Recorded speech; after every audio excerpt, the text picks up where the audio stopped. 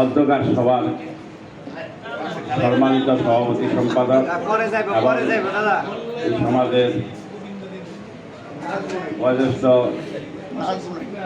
এবং ছোট যারা আছে সবার কাছে আমার প্রণাম। আমার এক নম্বর হলো আগামী যে আপনার কালী পূজা, এই পূজার উপ কমিটি যারা আছেন জগন্নাথবাবুর দৃষ্টি আকর্ষণ করে বলছি, প্রতিমা আর একটু ছোট করবেন। বাড়ি থেকে মায়ের মুখ আমরা দর্শন করতে পারি না, প্রতিমা এত বড় করা দরকার নেই, প্রতিমাটা আরো ছোট করবেন। যেহেতু আমাদের মন্দিরের জানলা দিয়ে আমরা কিন্তু যখন দাঁড়ায় যখন ইয়া করি তখন মায়ের মুখ পাই, দাঁড়ায় যখন প্রণাম করি অনেক মায়ের মুখ দেখতে পাই না, প্রতিমাটা আর একটু ছোট করবেন। আর যে ব্যাপারে আপনারা বলছেন মন্দির করার জন্য, আমি মন্দির হোক এটা আমি চাই, দ্রুত হোক সেটাও চাই। তো মন্দির করার কনস্ট্রাকশনের ব্যাপারে আমার কিছু একটু অভিজ্ঞতা আছে, যেহেতু আগে এইসব কাজের সাথে জড়িত ছিলাম। এইগুলো কিছু ব্যাপার স্যাপার আছে, সেটা সভাপতি সম্পাদক তারা দেখবেন, ইঞ্জিনিয়ারের সাথে আলাপ করবেন, একটা পিলার কেমনে করা যায়, দুইটা কেমনে করা যায়, এটি ব্যাপার আছে। এগুলো বিল্ডিং এর ব্যাপারে আপনারা হয়তো বলেন যে মন্দির হয় না কেন, আসলে এগুলো কনস্ট্রাকশনের ব্যাপারে ব্যাপার স্যাপার আছে।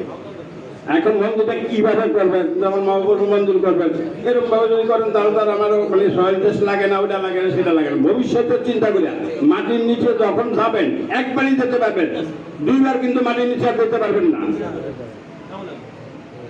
দুইবার যেতে পারবেন না। মাটির নিচের কাজ যখন করবেন সেটা চিন্তা ভাবনা করে করবেন, আবার ভাঙ্গা করবেন, এইসব চিন্তা ভাবনা কোনোদিনই হবে না। এইটা ভাঙতে পারবেন, এই যে এখন যেটা এটা বিরাট ভাঙতে পারবেন, এটার একটা ফল এরকম না।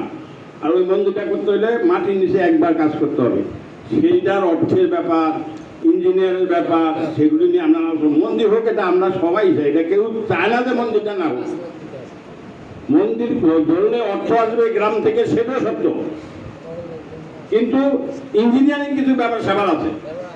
কারণ আপনারা যদি এগুলি না করেন তাহলে তো আর হবে না। মন্দির আমরা তো ওই বাতি সঙ্গে যখন বলছে যে না মন্দির হোক, এটা হোক অমুক মাসের মধ্যে হোক, আমার সহ সম্পাদক বলছে যে মানে ঘোষণা দেব, আপনারা সহ এই সহ সম্পাদক, সভাপতি, আপনারা সবাই এই কয়েকজনে একটা ইঞ্জিনিয়ার স্যার আলাপ করেন, একটা বিরাট করলে কিরকম লাগবে, আর মাটির নিচে যাওয়ার পর আপনার ভাঙতে পারবেন না, এই জন্য আপনারা সেই সিদ্ধান্ত নিয়ে জিনিসটা করেন।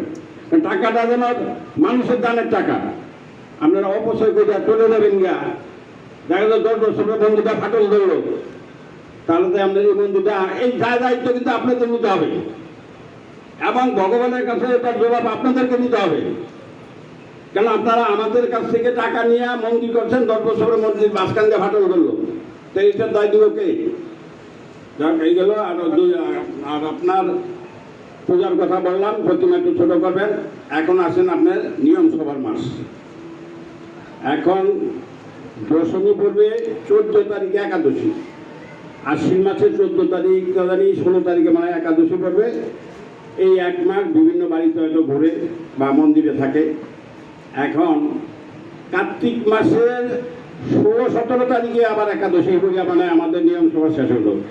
তাহলে 14 তারিখ কার্তিক মাস পর্যন্ত একাদশী শেষের পরে 15 দিন থাকবে আপনার কার্তিক মাসে। এই পাঠের ব্যাপারে কি আলোচনা করবেন সেটা আপনাদের মতামত। সভাপতি সেক্রেটারি এই 15 দিনের পাঠ কোথায় রাখবেন, কেমনে রাখবেন, কি করবেন, আমি তারিখটা আপনাদেরকে জানিয়ে দেওয়া এবং সকলকে ধন্যবাদ দিয়ে আমার বক্তব্য এটুকু শেষ করছি। আর আপনারা এই মন্দির করেন এটা আমি সেইভাবে আপনারা 4-5 জন বসে একটা ইঞ্জিনিয়ারের সাথে সমঝোতা করে এটা করবেন, এটাই আমার কাছে। আপনাদের সকলকে ধন্যবাদ। হরে কৃষ্ণ।